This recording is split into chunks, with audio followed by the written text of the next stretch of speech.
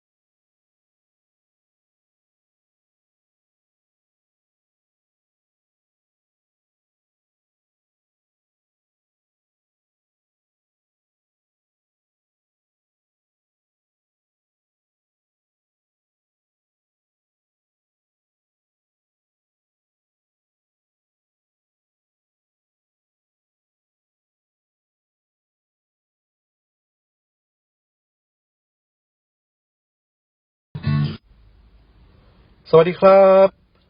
ขอต้อนรับคุณผู้ฟังเข้าสู่รายการคุยเฟื่องเรื่องเกษตรลำพูนนะครับผมออกอากาศทางสถานีวิทยุกระจายเสียงแห่งประเทศไทยจังหวัดลำพูน FM 95 เมกะเฮิรตซ์ครับทุกวันเสาร์เวลา 5 โมงถึง 6 โมงแรงนะครับผมแล้วก็สวัสดีท่านที่รับชมรับฟังผ่านทาง Facebook เพจสวทลำพูน FM 95ตัวนี้ครับผมเพลงที่ได้ยินไปก่อนเข้ารายการก็เป็นเพลงมนต์รักป่าซางนะครับผมแล้วก็เพลงไตเติ้ล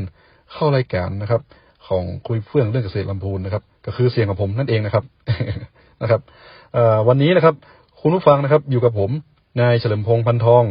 นักวิชาการส่งเสริมการเกษตรชำนาญการจากสำนักงานเกษตรอำเภอป่าซาง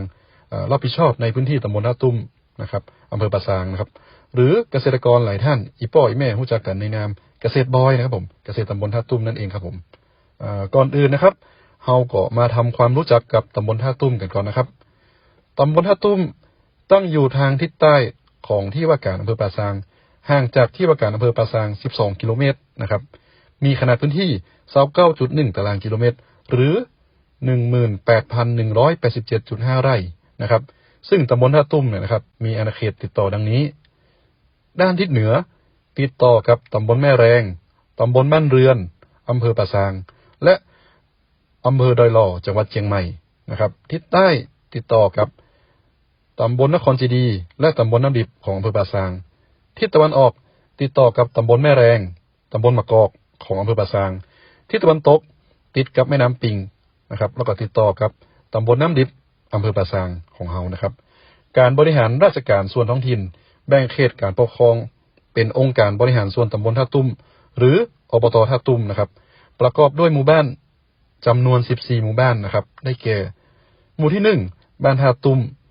หมู่ที่2บ้านหนองบัวหมู่ที่3บ้านหนองเกิดหมู่ที่4บ้านหนอง5หมู่ที่5บ้านหนองจางหมู่ที่6บ้านหนองหมูหมู่ที่7บ้านป่าตองหมู่ที่8บ้านป่าสีเสียดหมู่ที่9บ้านแม่อาวน้อยหมู่ที่10บ้านมงคลชัยหมู่ที่11บ้านสันปะขามหมู่ที่12บ้านสารพีชัยหมู่ที่13บ้านไร่ปะคาและหมู่ที่14บ้านสันปะเป้าประวัติของตำบลท่าตุ้มนะครับผมเป็นตำบลที่ก่อตั้งมาช้านานมาเมื่อนะครับผมจากคำบอกเล่าของคนเฒ่าคนแก่แล้วก็ผู้ที่น่าเชื่อถือนะครับเพิ่นได้กล่าวว่าตำบลท่าตุ้มเนี่ยนะครับเป็นชุมชนหนึ่งนะครับที่มีชาวบ้านมาอาศัยติดกับแม่น้ำปิงซึ่งก็ปัจจุบันก็เป็นบริเวณที่ตั้งบ้านท่าตุ้มหมู่ที่1ในปัจจุบันนี้นะครับเนื่องจากสภาพพื้นที่มีความอุดมสมบูรณ์แล้วก็อยู่ติดกับแม่น้ำปิงชาวบ้านดำรงชีพโดยการอาศัยจับสัตว์น้ำนะครับโดยอาศัยอุปกรณ์พื้นบ้านนะครับที่เรียกว่าตุ้มนะครับจึงได้นำความหมายมาตั้งเป็นชื่อหมู่บ้านว่าบ้านท่าตุ้มนะครับต่อมาเมื่อการปกครองได้ขยายมาส่วนภูมิภาคจึงได้ยกฐานะบ้านท่าตุ้มขึ้นเป็นตำบลท่าตุ้มนะครับโดยมีหมู่บ้านอื่นๆรวมตัวนะครับผมซึ่งในปัจจุบันนะครับก็อย่างที่กล่าวไปก็มีทั้งหมด14หมู่บ้านนะครับประชาชนที่อาศัยในตำบลท่าตุ้ม หลักๆจะเป็นชาวพื้นเมืองนะครับแล้วก็ชาวยองนะครับภาษาที่อู้จึงมีตึงภาษาเหนือแล้วก็ภาษายองนะครับมีความเป็นอยู่เรียบง่ายแล้วก็มีจิตใจอบอ้อมอารีช่วยเหลือซึ่งกันและกันครับผมนะครับส่วนเส้นทางคมนาคมนะครับที่จะมายังตำบลท่าตุ้มนะครับเส้นทางคมนาคมระหว่างตำบลนะครับเส้นทางหลักของอำเภอป่าซางก็คือทางหลวงแผ่นดินหมายเลข106หรือถนนสายลำพูนลี้นะครับเชื่อมต่อระหว่างตำบลท่าตุ้มดังนี้นะครับสายที่1ถนนสายล่อง5หนองเกิดนะครับซึ่งแยกจากทางหลวงแผ่นดินหมายเลข116หรือถนนสายป่าซักต้าวังเป้านะครับที่ตำบลแม่แรงนะครับผ่านหมู่ที่4หมู่ที่8หมู่ที่14แล้วก็หมู่ที่3ตำบลท่าตุ้มนะครับสายที่2ถนนสายหนองหมูแม่อาวน้อยนะครับเป็นถนนที่แยกจากทางหลวงแผ่นดินหมายเลข106หรือถนนสายลำพูนลี้ที่ตำบลนครเจดีย์นะครับผ่านหมู่ที่16หมู่ที่13หมู่ที่9ตำบลท่าตุ้มนะครับสายที่3ทางหลวงหมายเลข1156หรือถนนสายศพทาต้าลี่นะครับผ่านหมู่ที่1ตำบลท่าตุ้มนะครับภูมิประเทศของตำบลท่าตุ้มนะครับเป็นพื้นที่ราบลุ่มเขตแม่น้ำปิงนะครับมีหมู่บ้านกระจายเป็นกลุ่มสลับกับทุ่งนาแล้วก็พื้นที่สวนลำไยนะครับตำบลท่าตุ้มมีพื้นที่ทั้งหมดนะครับประมาณ 18,187.5 ไร่นะครับเป็นพื้นที่ทำการเกษตรอยู่ประมาณ 6,036 ไร่นะครับมีเกษตรกรนะครับที่ขึ้นทะเบียนกับสำนักงานเกษตรอำเภอป่าซางจำนวน 1,898 ครัวเรือน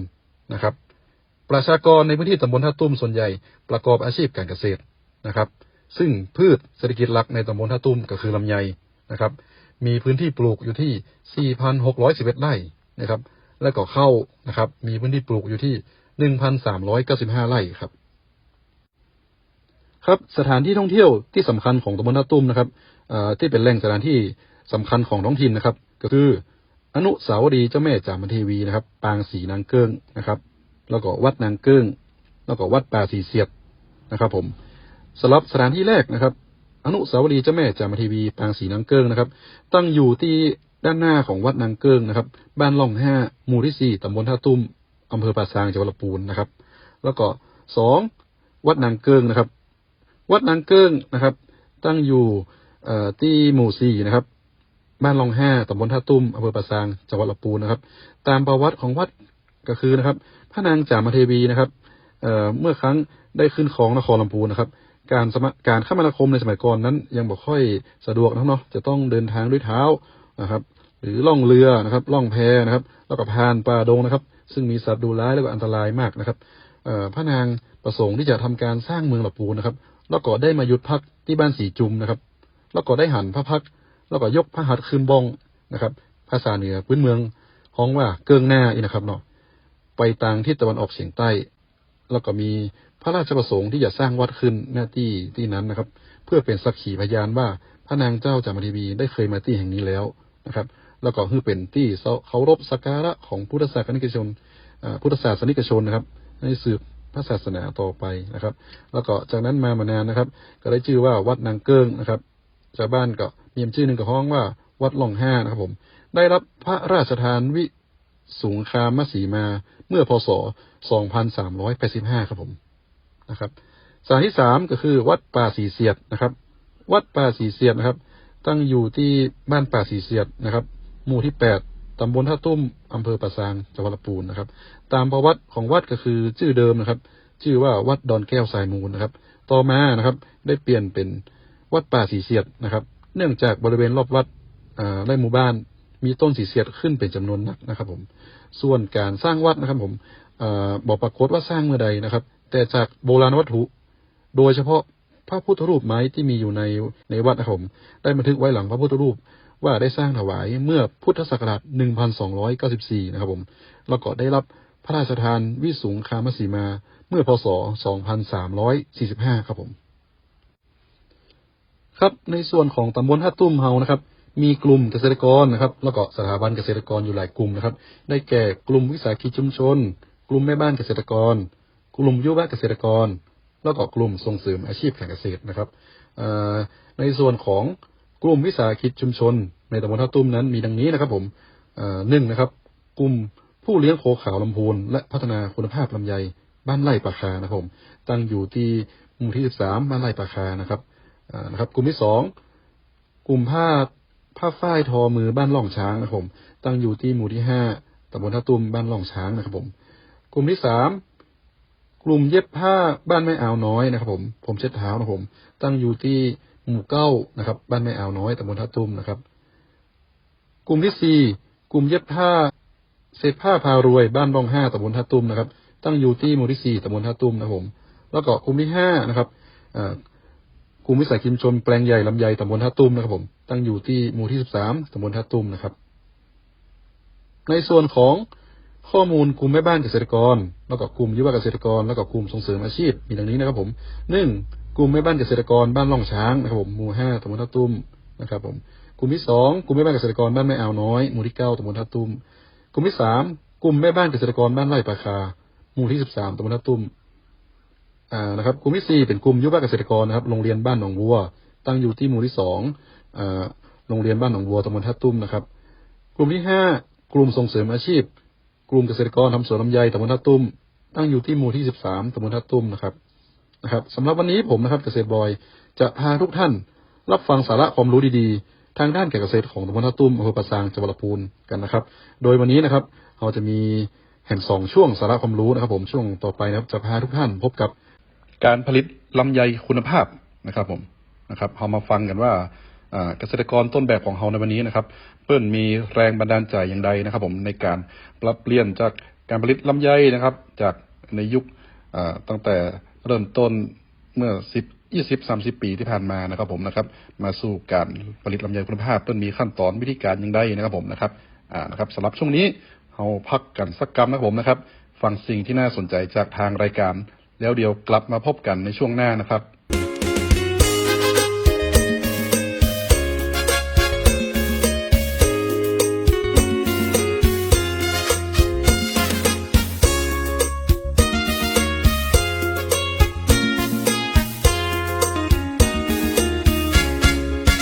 ปลูกลำไย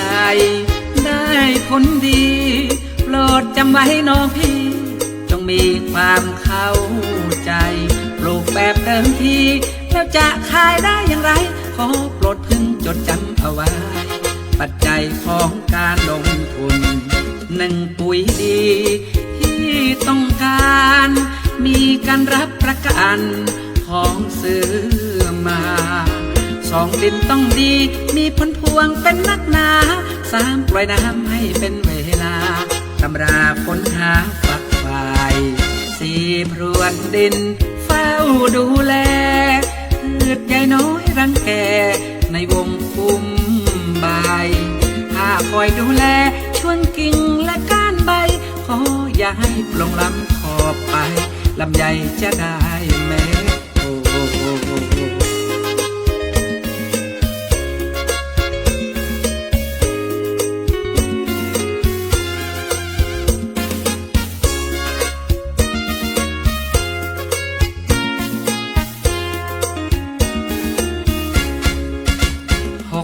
ดูแลช่ออ่อนไว้อย่าให้สมทุมใหญ่ตัดไปไม่ต้องเลโลช่อที่พอดีควรมีผลไม่มากขอ60 เมตรโปรดโตกิโลช่างวิ่งโปรดปราด7ตัดคอนก้อนกิ่งใบให้ลมล้วงเข้าไปได้อากาศ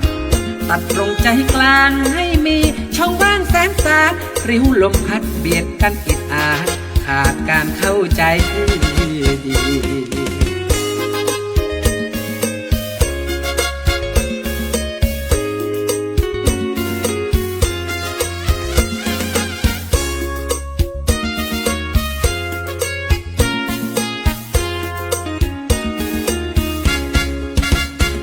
8ใส่สาร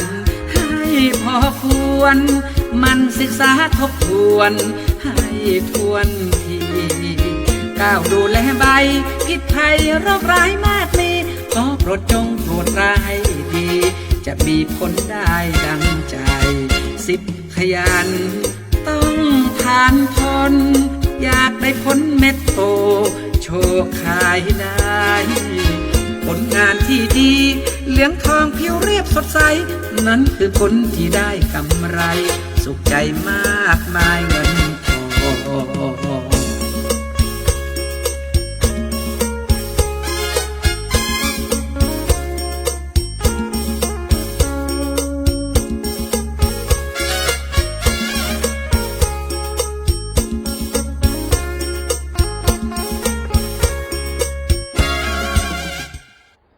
ครับผมนะครับกลับเข้ามาสู่ช่วงที่2ของรายการคุยเฟื่องเรื่องเกษตรนะครับผมนะครับตั้งขึ้นวิทยุ FM 95ลำพูนนะครับวันนี้นะครับผมนะครับก็วันนี้นะครับเราจะมาอู้กันถึงเรื่องนะครับการผลิตลำไยคุณภาพนะครับโดยเกษตรกรในพื้นที่ของ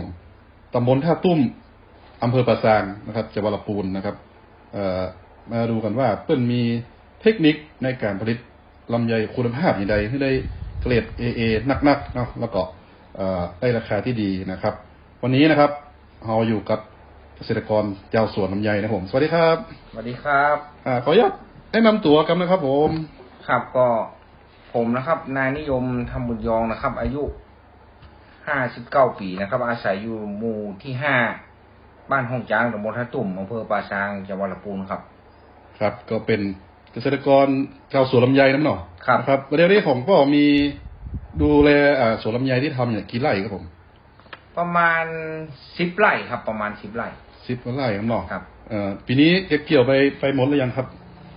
ปีนี้เก็บเกี่ยวไปได้2 แปลง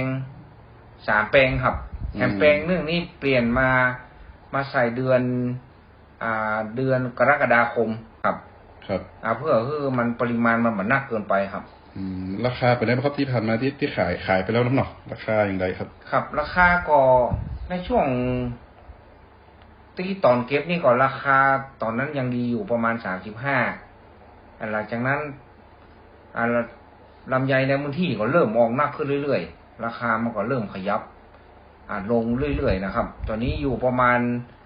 25 บาทนะครับประมาณ25 บาทนะตอนนี้แต่ตอนนั้นผมขายอยู่ประมาณ30ขึ้นลงครับประมาณนั้นครับแสดงว่าได้ราคาขนาดนี้นี่ต้องมีเทคนิคในการดูแลที่ดีแน่นอนนะครับเนาะนะครับ ก็อยากจะสอบถามท่านบอกว่าเดิมนะครับเนาะเป็นเกษตรกรมาตั้งแต่แรกเลยครับหรือว่ามาทำตอนเมื่อใดตอนอายุเมื่อใดครับครับก็แต่ก่อนนี้ก็ทำงานบริษัทเอกชนนะครับบริษัทเอกชนหลังจากนั้นก็เขามีพื้นที่อยู่ที่อำเภอป่าซางตำบลท่าตุ้มนะก็เลยได้มาปลูกเริ่มต้นปลูกก็ประมาณสักย้อนไปก็ประมาณสัก30 ปีนะครับปลูกมาแล้วหลังนั้นก็มาดูแลประกอบกับเขาได้ทำงานในส่วนของเอกชนเลยก็บอกค่อยสะดวกหลังจากนั้นผมก็ตัดสินใจว่าต่อไปนี่เขาจะมาทำเกษตรโดยต้องลาออกจากงานเพราะอย่างนั้นผมก็เริ่มทำตั้งแต่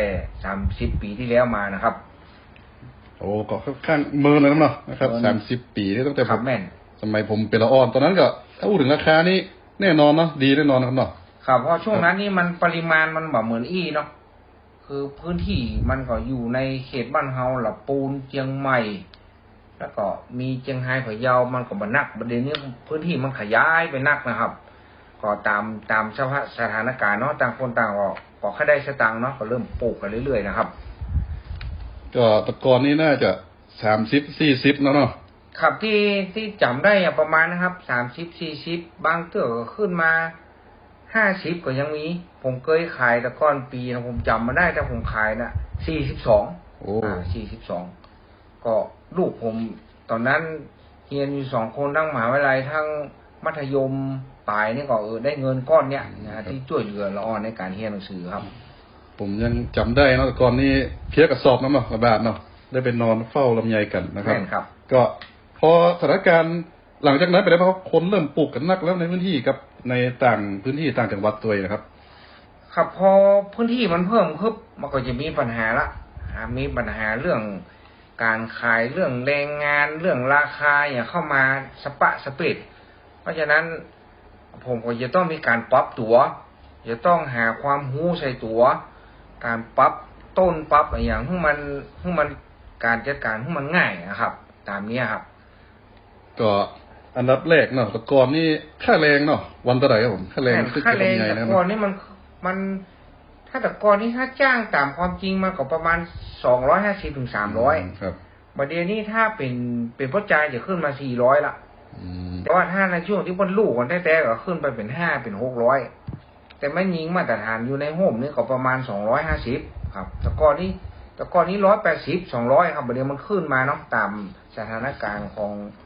องแรงงานซึ่งตัวนี้มันก็ลูกนะครับลูกกันนี่ก็คือว่าผลผลิตมันออกพร้อมกันนั่นเนาะแม่นครับก็แสดงว่า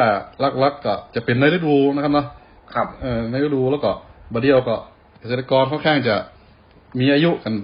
แม่นมีอายุถึงแม้จะเป็นนอกฤดูก็เหมือนกันครับท่านปัจจุบันนี้ก็แรงงานมันเท่ามันแก่ไปหมดอย่างผมเนี่ยผมเริ่มทำตั้งแต่อายุตอนใดเดี๋ยวนี้ผม59ละมันก็เป็นวัยถ้าเป็นนั่นก็คือผู้สูงอายุปีหน้าอะไรอย่างคือเรื่องของสุขภาพมันก็เริ่มถดถอยไปนะครับ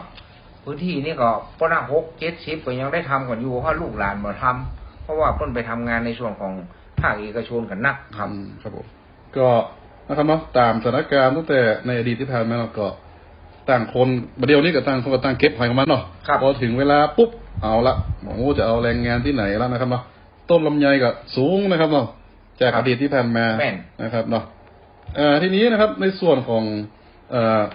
ในการผลิตลำไยคุณภาพเนี่ยนะครับได้ข่าวว่าของพ่อนี่เข้าร่วมโครงการพัฒนาสวนลำไยคุณภาพของ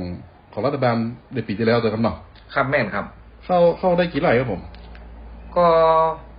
รู้สึกว่าจะเข้าได้อยู่ประมาณเนี่ย8-9 ไร่นะครับถ้าผมจำมาผิดเพราะว่าผมไม่ได้เรื่องของรายละเอียดของพื้นที่นี่ผมก็บอกให้จำเท่าไหร่ก็ในส่วนของโครงการเนาะเปิ้นก็อู้ถึงว่าเปิ้นให้ตัดแต่งทรงพุ่มเนาะนะครับตัดแต่งช่อผลกรณีที่มันดกนักแบบ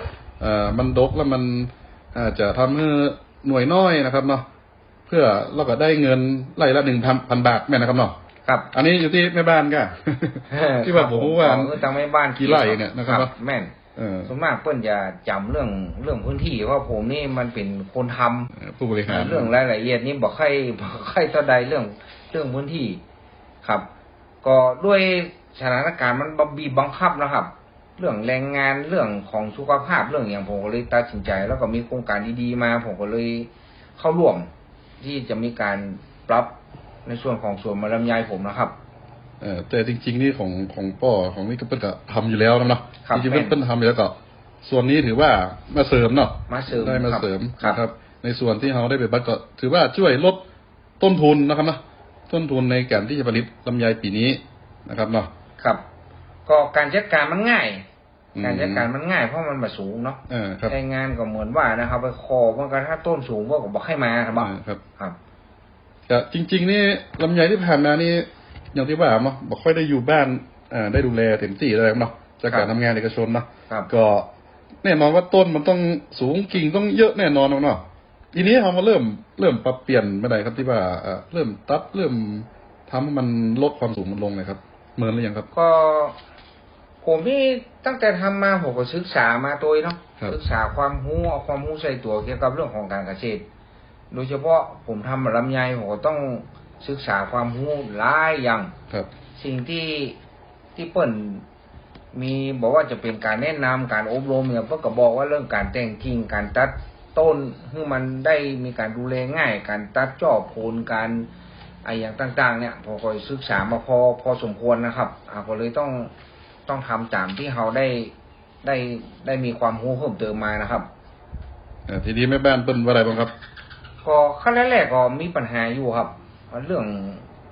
คือง่ายๆพื้นที่ใหญ่พื้นที่ผมเนาะส่วนมากมันก็จะเป็นบลำไยซึ่งมีทรงต้นที่ค่อนข้างจะสูงเพราะมันปลูกกัน30 ปีเพราะฉะนั้นกว่าเขาจะโน้มน้าวใจแม่บ้านได้นี่ก็มันก็เมินอยู่เพราะว่าผมอ้างเรื่องของสุขภาพไว้ก่อนเพราะว่าสุขภาพเป็นเรื่องสำคัญถ้ามันจัดการยากผมพ่นยาฉีดยาอย่างต่างๆมันก็ลำบากมันตกใส่ตาใส่ตัวก็จะทำให้สุขภาพดีมาผมก็เลยอ้างไปทางข้อนี้ครับนะครับเข้าสู่เขาอู้ไปตัวกันถือว่าเข้าไปตัวในเรื่องของการผลิตลำไยคุณภาพอันดับแรกก็คือต้องลดความสูงลงกันเนาะแม่นครับลดความสูงลงนะครับประเดี๋ยวนี้ของพ่อนี่สูงเท่าไหร่ครับ ประมาณผมดูแล้วบอกเกิน4 เมตรอ่ะ จากตะกอนนี่เป็นนิยมกับอะไรครับ ตะกอนนี่ผมขึ้น8 เมตร บันไดเอาง่ายๆบันได12 ซี่อ่ะ 12 ซี่มา 12 ซี่ยังมาสูดปลายด้วย ปอเสาไฟฟ้าครับ แม่น12 ซี่เกินเล็กนี่นะครับยังป่าไม่ยังบอกโป๊ดเก้าด้วยเวลาขึ้นไปนี่ว่าชื่อผมนี่บนห้องผมเป็นคนขี้ห้าวแล้วก็มีความระมัดระวังผมตกโบกี้เตือกแล้วผมเลยถึงว่าอย่างไรอย่าต้องตัดสินใจได้ครับ ครับก็บเดียวนี้ความสูงเหลือเท่าไหร่ครับ10 เมตรก็เนี่ยประมาณนี้ครับ4 เมตร 4 เมตรบางเก้าก็3 เมตรนะครับประมาณนี้บางทีก็ยื้อเก็บเอาก็ได้เนาะขึ้นเกินบ่สูงก็ได้เนาะเอาเกินน้อยเกินกู้นั่นก็ได้ครับคนงานก็ชอบมั้งเนาะ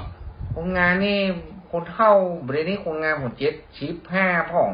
6 ปลายเปิ้นก็มาได้เพราะเปิ้นมันต่ำเปิ้นมันมีความเสี่ยงครับครับโอเคครับผมนะครับในช่วงที่2ของนี้นะครับแต่เป็นมาหูกันในเรื่องขั้นตอนแรกของการผลิตลำไยคุณภาพนะครับเนาะของเกษตรกรเฮานะครับก็นิยมทำมันยองนะครับจากบ้านห้องจ้างนะครับตำบลท่าตุ้มอำเภอป่าซางจังหวัดลำพูนนะครับเดี๋ยวเราพักฟังสิ่งที่น่าสนใจจากทางรายการสักครู่นะครับเดี๋ยวกลับมาพบกันนะครับในช่วงหน้านะครับผม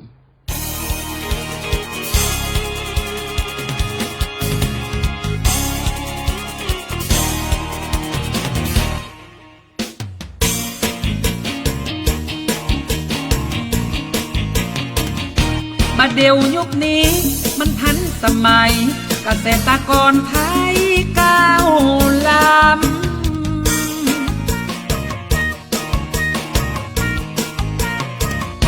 เกษตรลำไยกว้างใหญ่ไพศาล10 ลูก10 หลานมานานแต่นา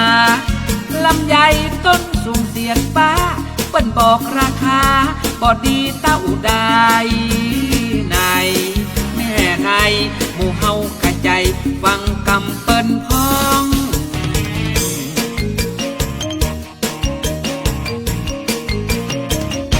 ตั้งการเกษตรได้นำบอกทีมันมีวิธีคือมีกำไห้ตัดจอดแต่งดินรวนดินนอกในกำไห้คือผลผลิตแถมกำหน่วยใหญ่นั้นหนามีราคาล้ำหน่วยน้อยดกดำมันขายบ่ออกบ่เหมือนสาวๆสูงยาวเข่าดีอวบใส่พีลีแม่นมัน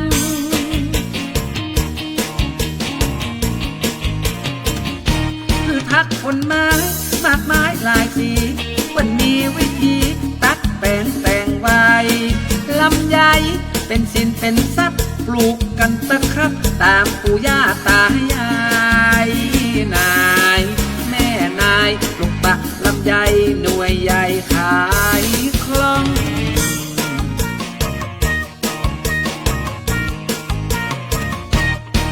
แผนงานของการตลาดจะไปเงื่อขาดฮับฟังตรึกตรองขาดทุนกับให้อยู่ที่พี่น้องถูกต้องจะใส่ท้องเส้นใหญ่แถมกำปุ๋ยดีน้ำดีวิธีถูกต้องซื้อคล่องขายคล่องของมีราคาเพราะอย่างสาวน้อยสาวนักศึกษาถูกใจถูกตาเบาเท่า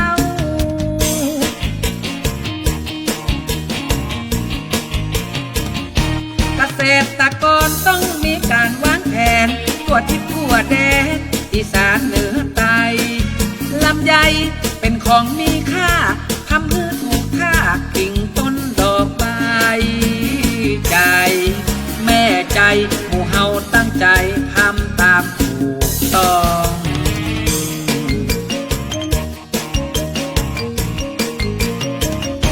ไก่งามเพราะคนงามเพราะแต่งพัฒนาขันแข่งในท้องตลาดสินค้าลำไยถูกใจต่างชาติตลาดรองรับเฮาอยู่จงทำรีบเร่งศึกษาพัฒนาวางแผนเล็งแม่นยิงแม่นจะมีกำไรปลูกพืชวางคนแปลงต้นวางหน่วยคือร่ำคือรวยทั่วหน้า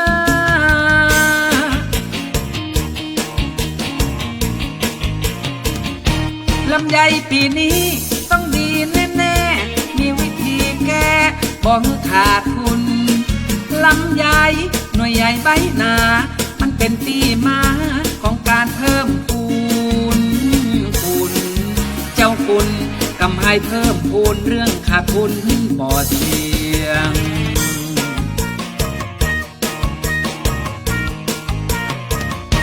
บ่าวจะขอสาวจะหับมันเป็นเรื่องสำคัญต้องมีคู่เคียงเจ้าสาวเพิ่นใครได้ป่อเลี้ยงสวนลำไย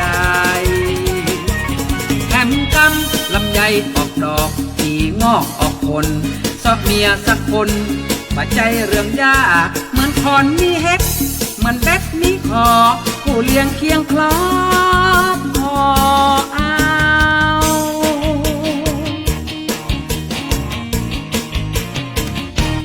มากำนี้เฮามีจุดหมายอยากสวนลำไยถูกต้องคัดสรรเรื่องคุยเรื่องน้ำคือมันงดงามอยู่เรียบเหลืองทอง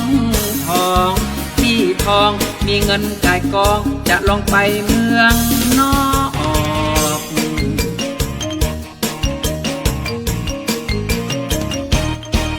ขอบคุณทางการเกษตรเพิ่นมาชี้เขตแนะนำขอบคุณวิธีที่ดีเลิศล้ำสร้างนำเจ้าสวนลำใหญ่ง่าย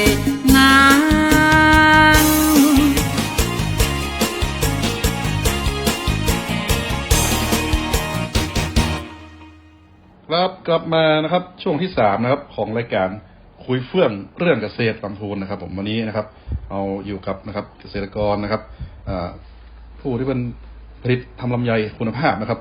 ในพื้นที่ตำบลท่าตุ้มอำเภอป่าซางจังหวัดลำพูนนะครับอยู่กับผมนะครับเกษตรบอยนะครับผมนะครับจากในช่ว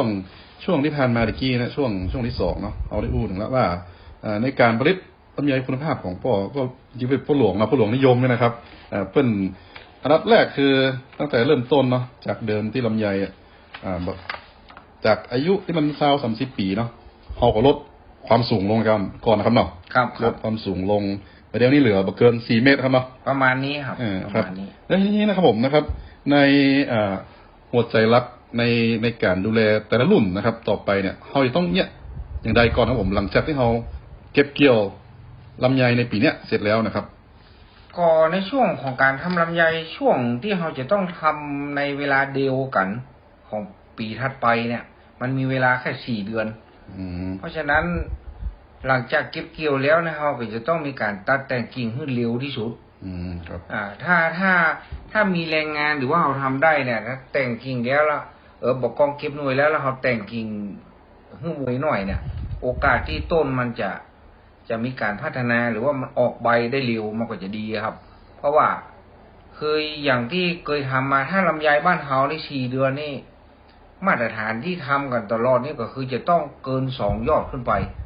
ถ้าทำดีได้3 ยอดถือว่าสุดยอดละครับการจะให้ใบมันโป่ง3 ยอดนี่นะครับก็นะครับทีนี้ในการตัดแต่งกิ่งนะครับมีเทคนิคอะไรผมก็ถ้าแต่งกิ่งนี่ผมก็ศึกษาแล้วก็ได้ทำด้วยตัวเองครับคือเราจะต้องทำทรงพุ่มต้นไอ้กิ่งใดที่มันบ่าโดนแสงกากิ่งไอ้อย่างที่มันงอมันอยู่ตั้งลุ่มมันเสียหายง่ายกาหรือว่า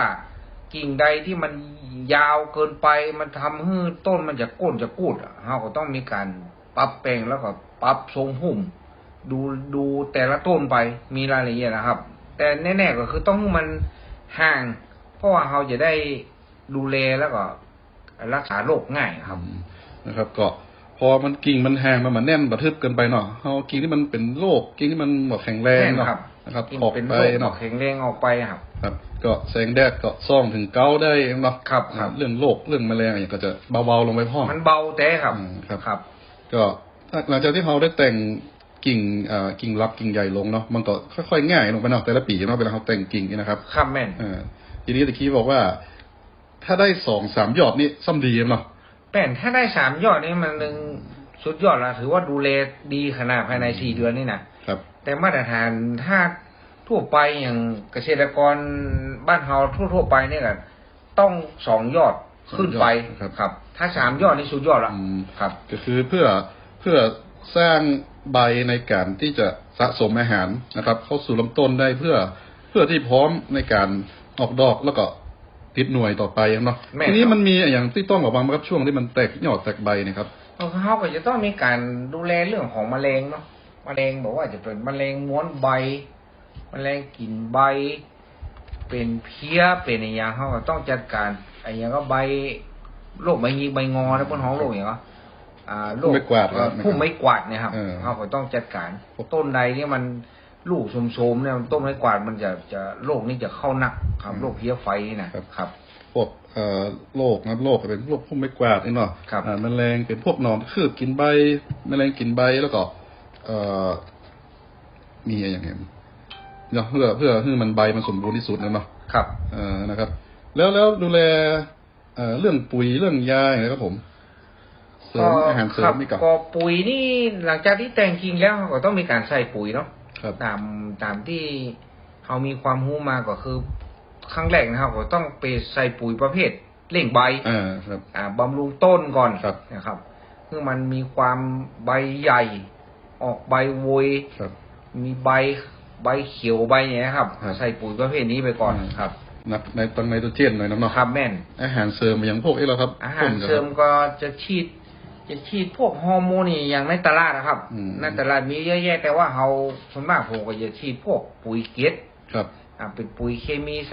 2555 2577พ่องในตลาดที่มันมีขายอยู่ครับแล้วก็ใส่พวก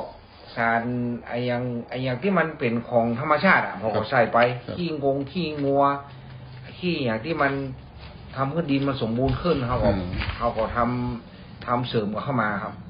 ครับแน่นอนเวลาเราใส่ปุ๋ยนี่จะต้องมีเรื่องการให้น้ำด้วยเนาะแม่นครับนี่ส่วนของพวกผู้หลวงนี่มีระบบน้ำสปริงเกอร์เนาะครับเป็นระบบสปริงเกอร์ทั้งหมดครับ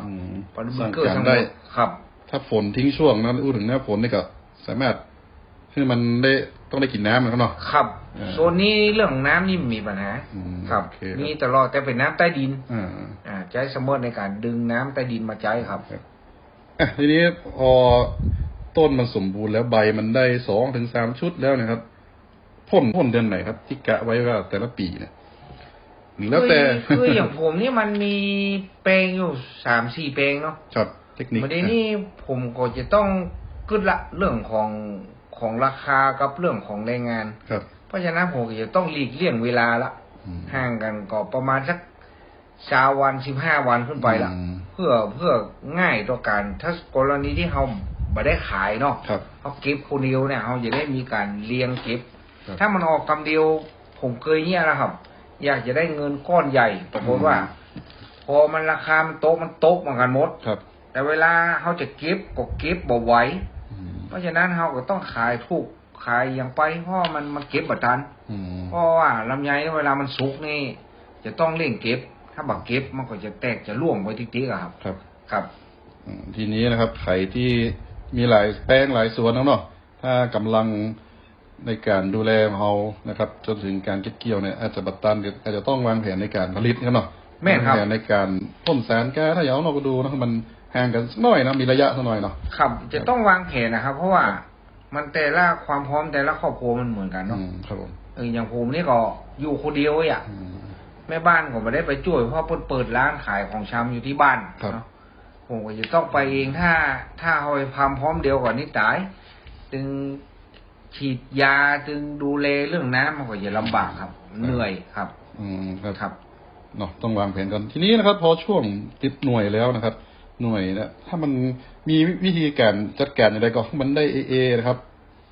ก็เอาง่ายๆมันเริ่มตั้งแต่เราแต่งกิ่งมาแล้วครับก่อนที่เราจะใส่สารหลังจากที่เราเก็บช่วงเตือกก่อนแล้วนะเราเก็บเสร็จเราแต่งกิ่งแล้วพอถึงเวลาที่เราจะต้องใส่สารใหม่เราถ้าผมเคยเนี่ยนะระหว่างการบัดแต่งกิ่งกับแต่งกิ่งการแต่งกิ่งเนี่ยดีกว่าเพราะว่ามันจะโปร่งจะโล่งแล้วเวลาใส่สารมันจะออกไวกว่าการจัดการมันง่ายถ้าเขาแต่งหลังจากที่เขาเก็บตัวแล้วเขาบัดแต่งแหมก ครับ มันการใส่สารนี่ดูแล้วมันจะออกยากน่าจะเป็นแต่ปริมาณใบปริมาณกิ่งมันเยอะเกินไปครับก็เลยต้องแต่งใช้พลังงานเป็นนักเองเนาะแม่นครับแล้วถ้าพอหน่วยถ้าหน่วยมันติดนักเลยนะครับเนี่ยตั้งผมก็โหลดได้ตัดได้อย่างก่อนครับหน่วยคือถ้าเบื้องต้นขั้นตอนแรกที่เราจัดการเรื่องกิ่งแล้วเนี่ยกรณีที่เขาเนี่ยของมันเขาจะหัวว่าสภาพใดที่เขาจะต้องแต่งหน่วยต้องตัดหน่วยนะเขาจะดูออกถ้ามันเป็นสร้อยเป็นหวีขึ้นมาปุ๊บเขาต้องตัดสินใจละครับแต่งกิ่งแต่งหน่วยตามที่เพิ่นได้แนะนำมานะครับบอกว่าจะเป็นตัดจ่อการลดปริมาณของจ่ออันนี้เขาก็ทำตามที่เพิ่นแนะนำมาครับแต่ว่าถ้าเขาจัดการกันขั้นต้นว่าคือกิ่งมันน้อยก่อนเนี่ยมันไม่ค่อยมีปัญหาครับมันเริ่มต้นดีเพราะปริมาณมันก็คุมท่านอยู่แล้วต้นครับก็นะครับอย่างที่บอกว่าเริ่มต้นตั้งแต่กิ่งก่อนถ้ากิ่งออกไปได้บางส่วนแล้วพองเนี่ยเวลาเป็นหน่วยเนี่ยบางก็ลดปริมาณลงตามนั้นถ้ากิ่งมันยังมีเยอะนะครับหน่วยมันมีเยอะแน่นอนนะครับโอ้ก็แปะตัดแน่นอนนะครับรับรองลำไยปริยิ้มแน่นอนนะครับอย่างปีนี้ที่ทำก็บอกให้มีปัญหาเรื่องแตกแล้วก็ต้นใดที่มันโดกๆกับผมก็ดูออกแต่ว่าปีนี้ผมโชคดีหน่อยครับพูดถึงราคาปีแล้วเนาะปีแล้วปี68เนาะก็ค่อนข้างจะบ่ค่อยเป็นที่น่าพอใจของพ่อแม่พี่น้องนะครับแต่ละคนคงก็ลงไปแล้วครับราคาปีแล้วได้ขายช่วงเดือนไหนก็หมดเดียวกันหมดครับเดือนกันหมดเนี่ยผมเลยตัดสินใจง่ายเรื่องการจัดการต้นครับเพราะว่าแรงงานมันเซาะเขียมขันนัดหมดเจ้าซ้ำออกพร้อมเดียวกันหมดแล้วปริมาณมหาศาลบอกว่าจะเป็นพื้นที่เฮาพื้นที่ข้างเคียงโปดขายก็ถูกแรงงานก็บ่มีขึ้นก็ยากโอ้ผมเลยตัดสินใจเลยครับครับมันก็พ่วงกับหลายอย่างเนาะราคานี่แบบง่ายๆยิ่งเก็บยิ่งขาดทุนนั่นนะครับครับในส่วนของต้นทุนไม่ว่าจะเป็นปุ๋ยยาสารเคมีตัวเนาะค่าแรงนี่นะครับแต่ละสวนนะครับมีแน่นอนอยู่แล้วลุ้นราคากันอย่างเดียววางแผนให้ดีนะครับแต่ที่แน่นอนต้องทำอะไรก่อนครับที่เราจะทำให้มันได้ราคาที่ดีเนี่ยนะครับทำคุณภาพครับนะครับคุณภาพเขาต้องมีคุณภาพดีก่อนต้องได้คุณภาพนะครับถ้าลำไยเขามีคุณภาพมาก่อนยากกว่าขั้นตอนแรกนะถ้าของเขามีคุณภาพเขาถึงแม้ว่าราคามันบ่ดีแต่ร้านมันเปิ้นนักปกาเวลาซื้อพวกก็ต้องมาดูของเขาที่มีคุณภาพถ้าคุณภาพเขาบ่ดีไปเต้าเปิ้นก็เขาก็จะต้องลุ้นเต้าเปิ้นถ้าคุณภาพเขาดีเขาก็ยังแพงน้อยครับปกาไม่กาที่ซื้อเขาก็ตัดสินใจได้ง่ายครับโอเคครับผมนะครับนี่เป็นนะครับเทคนิคของนะครับในการผลิตของนะครับผลิตลำไยคุณภาพของผู้หลวงนิยมทำบุญยองนะครับผมบ้านร่อง5ตำบลท่าตุ้มอำเภอป่าซางจังหวัดลำพูนนะครับก็เริ่มต้นตั้งแต่หลังจากเขาทำลำไยเขาก่อนว่าเมื่อมันสูงเกินประมาณสัก3 เมตรถึง4 เมตรนะครับเนาะเวลาเก็บเกี่ยวจะได้ง่ายแล้วก็ตัดแต่งกิ่งหลังจากเก็บเกี่ยวนะครับผมดูแลต้นให้มันออกใบดอกยอดสักน้อยสัก2 รอบขึ้นไปถึง3 รอบนะครับแล้วก็วางแผนในการผลิตให้ดีเนาะว่าจะพ่นให้มันออกลำไยในช่วงไหนตรงตามเทศกาลก็หรือช่วงที่เราสามารถเก็บเกี่ยวผลิตได้นะครับถ้ากรณีมีหลายสวนก็วางแผนให้มันอาจจะเลื่อมกันนิดหน่อยนะครับหรือจะแยกปอกเอาทีเดียวนะครับถ้าเกิดราคามันบ่ดีมันก็จะแย่ไปตามนั้นเลยนะครับผมนะครับนี่ก็เป็นเทคนิคนะเนาะเพื่อพ่อแม่พี่น้องเกษตรกรที่ฟังอยู่นะครับผมจะได้นำไปใช้ในสวนของตัวเองนะครับลองเอาไปปรับนะครับไปใช้ของท่านดูนะครับก็วันนี้นะครับผมนะครับก็ต้องขอบคุณผู้หลวงนิยมทำบุญยองนะครับนั่นมากเลยครับผมวันนี้ที่มาแชร์ความรู้เทคนิคในการผลิตลำไยคุณภาพซึ่งเราฟังในวันนี้ในรายการคุยเฟื่องและเกษตรลำพูนทาง FM 95ลำพูนนะครับวันนี้นะครับผมหมดเวลาแล้วนะครับผมและผู้หลวงนิยมต้องขอลาผู้ฟังไปก่อนนะครับสวัสดีผมนะครับสวัสดีครับครับสวัสดีครับ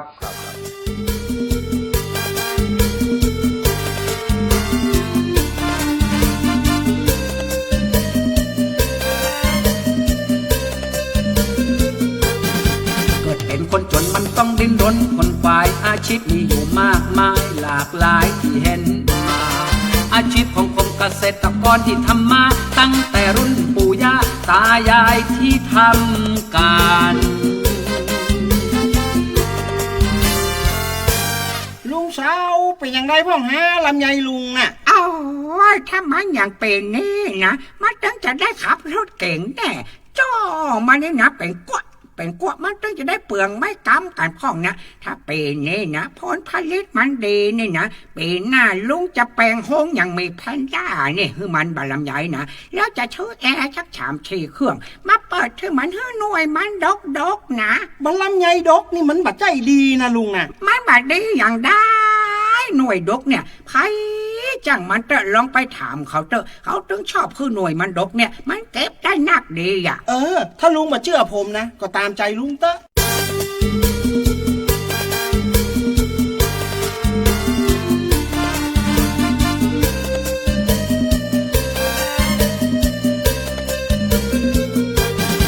ทำสวนลำไยไผ่ก็หูกันว่าต้นทุนของมันนั้นแพงหนักหนารวมทั้งค่าปุ๋ยค่าฮอร์โมนค่ายาออกลูกออกผลแล้วกาจ้างคนเก็บก่อซ้ำมาแปลง เป็นได้ลุงสาวไอ้ยังมานั่งหน้าเรื่องอย่างคนเป็นดีซ่านเนี่ย แล้วบะลำไยลุงเก็บได้นักก่อ อ้าวเก็บได้มันได้หนักแต่เพราะมันหน่วยมันดกแต่หน่วยมันน้อยนะขายได้ก็ราคาบัดดีเพราะเกรดมันต่ำตายบาปอนะต้นทุนอะไรยังก็สูงกล้าปุ๋ยกล้ายากล้าฮอร์โมนป้อหน่วยมาเช็ดจะเก็บไปขายเอาชอบคนงานก็จากจ้างก็แปลงเหียจ้างคนงานมาคนเป็นต่างดาวก็บ่ฮู้เรื่องไงนะจ้าพอไปแกะหลายยาเหรอเฮ้ยเจ็บหัวออกบ้านมาจะไปชวนนะมาปะใช่แมวช้ำห้องตักลงว่ะงาวโอ้ยถึงคนถึงแมวทำให้ลุงเจ็บหัวลุ้นแน่ ลุงเอาอย่างอี้ดีกว่า ถ้าลุงแค่ได้เงินนักลดต้นทุนกล้าจ้างคนงาน หรือกล้าปุ๋ยกล้ายาให้ลุงผลิตลำไยนอกฤดูให้ลุงตัดแต่งกิ่งขั้นตอนในการทำแล้ว ผมจะบอกให้ลุงส่วนผมเนี่ยตัดแต่งกิ่งแล้วเป็นพันธุ์ลำไยเตี้ยเก็บก่อง่ายบัดต้องจ้างคนขึ้นต้นเก็บลดต้นทุนในการเก็บมันเซ็ตเว้ยถ้าจ่อมันดกเฮาตัดออกคือเหลืองพอประมาณพอหน่วยมันออกมามันบดกแต่มันหน่วยใหญ่ขายได้ราคาเก็ดดีตัวลุง ถ้าอย่างอ่านลุงแต่อย่างคิดว่าเนี่ยลุงเนี่ย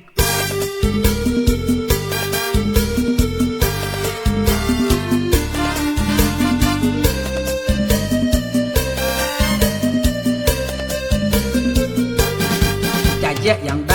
ทำไปมันพุดตื่นได้ตึงคมและคืนสะอื่นปืนน้ำตาเก็บหน่วยไปขายซ้ำบาทได้ราคาฝากไว้เทวดาขอลงมาช่วยค่าสักค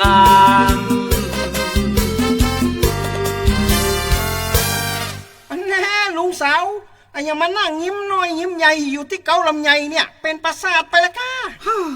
มึงนี่นึกปากบาดีแต่ก็ยิ้มกับบาลำไยเนี่ยกะตั้งแต่มึงมาบอกเคยลุงนี่นะมาตัดแต่งกิ่งตัดจ้อมันออกเนี่ยกะโอ้